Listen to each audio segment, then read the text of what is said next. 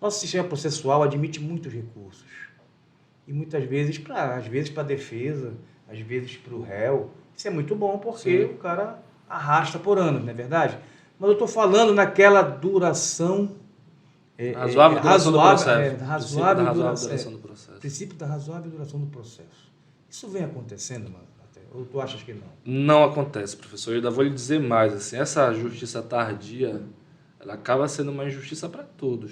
Essa é a verdade. Rui Barbosa disse isso. Né? Fala do Rui, né? Mas vejam, professor, por exemplo, eu peguei um caso recente de um cidadão que teria cometido um crime em 2008, teria sido preso com uma pequena quantidade de entorpecente, acho que não chegava a 50 gramas, e o processo durou 14 anos entre os recursos que tiveram. E aí, em 2022, ele já, família constituída, trabalhando regularmente em empresa com carteira assinada, me veio uma pena para cumprir em decorrência de um fato ocorrido há 14 anos atrás. Aí você vem a questão da ressocialização.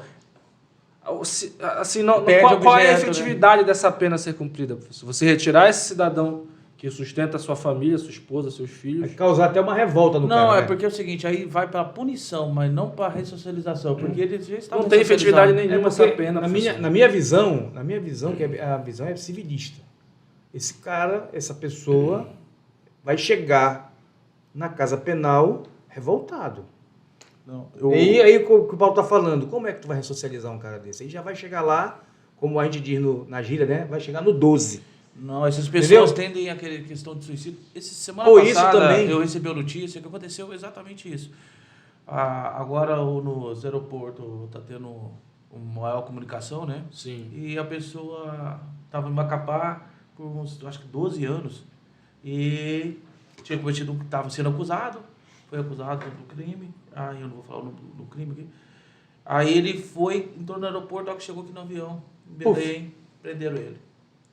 O cara tava louco, ou seja, um forte candidato ao suicídio dentro do por conta do inconformismo, porque como o Marcelo falou, qual é a efetividade? Nenhuma. E às vezes, professor, essa demora na tramitação, ela não pode nem ser credenciada ao réu nem à sua defesa. Às vezes o volume de processo, a quantidade de processos, se é um recurso, leva anos para ser julgado pelo tribunal e acaba fazendo com que haja essa delonga do prazo. E é um direito que a defesa ela não pode abrir mão. Por vezes, a gente, em conformismo com o posicionamento do juiz de primeiro grau, ele precisa ser discutido nos tribunais. Sim.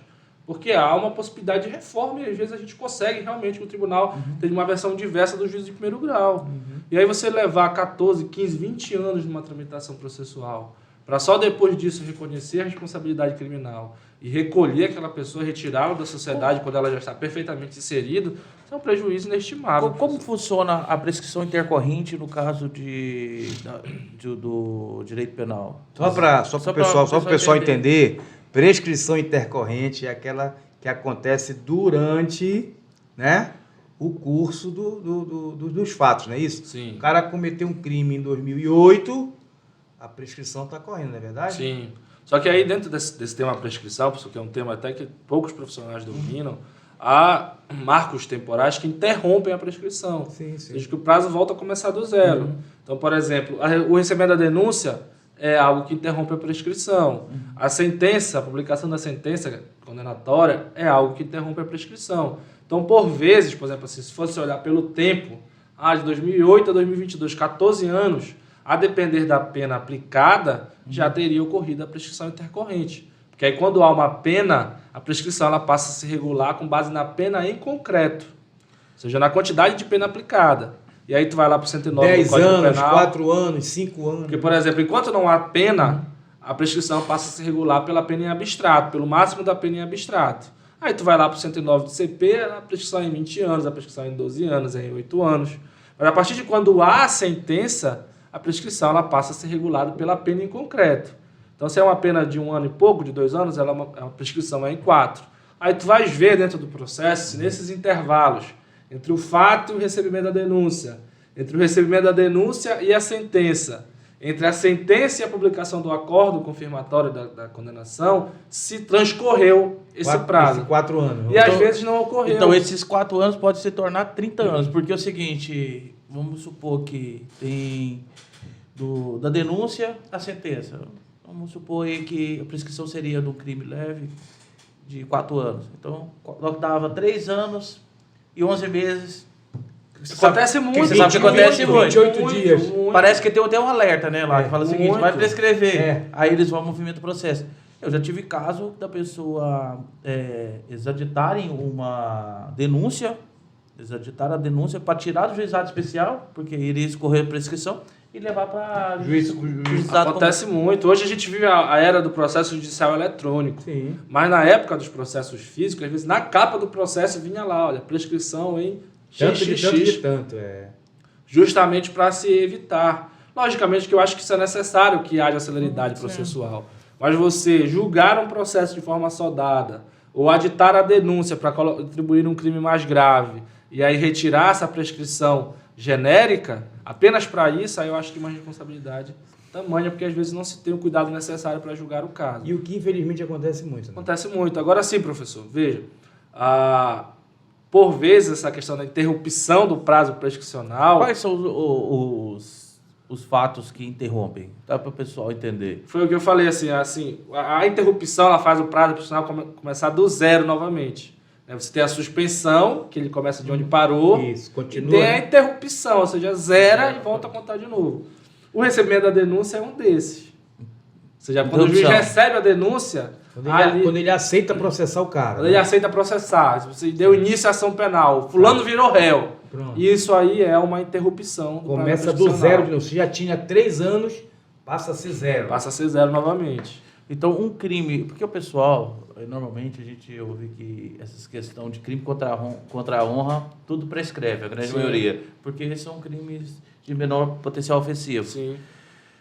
Mas aí, com essa percepção sua, eu não estou entendendo por que prescreve, se eles tem esses prazos de interrupção.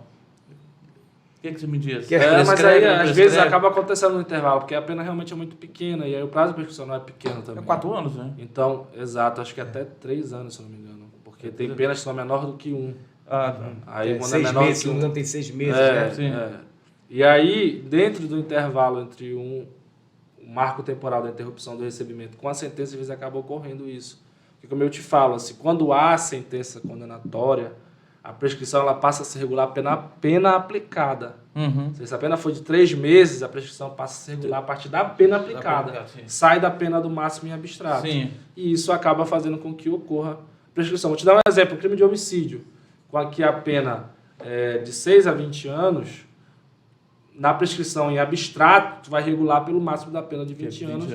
E ele prescreve em 20, se não me engano, é o tempo máximo da prescrição pelo 109 do Código Penal. Certo. Mas, por exemplo, se esse indivíduo ele foi julgado e ele foi condenado a uma pena de 6 anos, aí a prescrição, ao invés de contar pelo máximo de 20, passa a contar pela pena aplicada. Certo. E, às vezes, pela pena aplicada, já ocorreu a prescrição entre o intervalo do recebimento da denúncia e da sentença.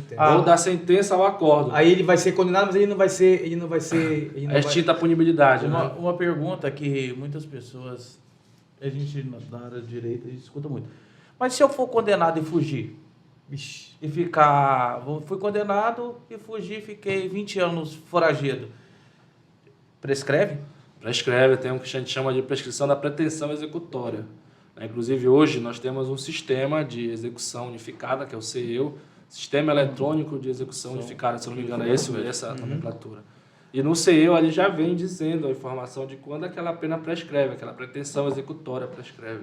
Ou então, seja, há essa possibilidade. Pretensão executória é exatamente o dever que a justiça tem De fazer aquele indivíduo cumprir a pena. É porque Exatamente. a prescrição intercorrente seria até a sentença. Após a sentença já seria... Após o trânsito em julgado, já não discute mais isso, aí passa para a pretensão executória. Exatamente. Mas Executa ou não executa? Exatamente. Agora sim, professor, até para dar uma dica, porque por vezes essa questão da exata, da matemática, ela não é o forte do operador do direito. Sim. O CNJ ele desenvolveu uma calculadora de prescrição. Basta jogar lá no Google, CNJ, calculadora de prescrição.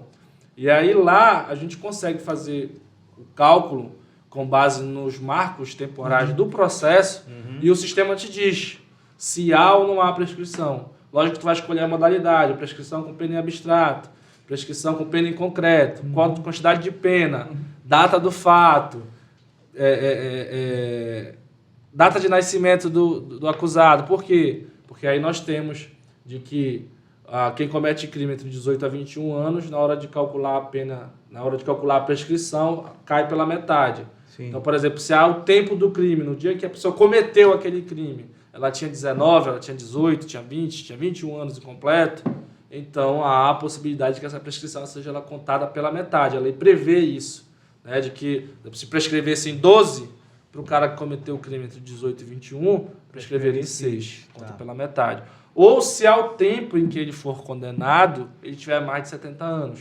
E aí, novamente, a prescrição conta pela metade. Então tem essa diminuição. E o próprio sistema de calculadora de prescrição do CNJ, ele aponta, ele pede a data de nascimento justamente para verificar isso, né? Para verificar essa questão de contar ou não pela metade o tempo prazo prescricional. E eu sempre utilizo. Por quê?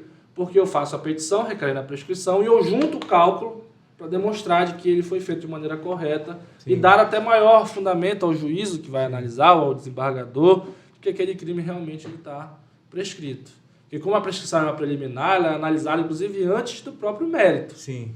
Então, ou seja, se o crime estiver prescrito, ainda que a intenção do desembargador, do relator fosse absolver, a prescrição preliminar ela tem que ser julgada antecipadamente. E aí reconhece a prescrição, arquiva o processo. Certo.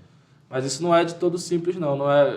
Não é qualquer pessoa que consegue, não é qualquer advogado que domina. E nem sempre isso acontece porque há esses marcos que interrompem. Por exemplo, a sentença absolutória, ela não interrompe o prazo prescricional. Então, por exemplo, o juiz absolveu o réu primeiro grau. O Ministério Público recorreu, não se conformou. Senão o juiz errou, eu vou recorrer para o tribunal. O tribunal vai lá, reforma a sentença de absolvição e condena. Então, este intervalo da prescrição agora é maior. É um intervalo entre o recebimento da denúncia ao acórdão condenatório, porque a sentença absolveu. Certo. E a sentença que absolve não interrompe a prescrição. Entendi. Aí tu tem um lapso maior para poder verificar se ocorreu ou não a prescrição. E por vezes, Paulo, só para finalizar, logicamente que isso não é uma prática comum, mas a gente vê, às vezes, penas muito altas em sentenças que são reformadas. O cara foi absolvido no primeiro grau, condenado no segundo. Aí tu vê a pena do segundo grau altíssima.